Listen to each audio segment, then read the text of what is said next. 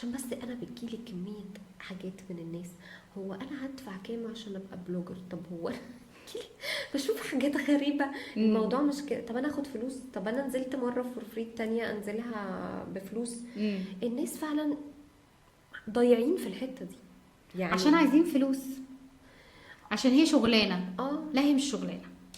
خليني اقول لك على حاجه. انا اول ما بدات كنت دايما واخداها انه انا مش عايزه فلوس. امم. انا ام enjoying my content. اوكي. انا ام enjoying اللي انا بعمله. اوكي. ده البارت الفن في حياتي. اوكي. عارفه اللي هو زي ما بتتمرني، بتروحي النادي، بتروحي اه. الجيم. اه. ده البارت الفن في ايوه، حياتي. بشتغل الحاجه اللي بحبها، فانا مش حاسه ان هي شغلانه. فلما حد كان بيبعت لي حاجات اعمل لها ستايلنج ومش عارف ايه، حلو.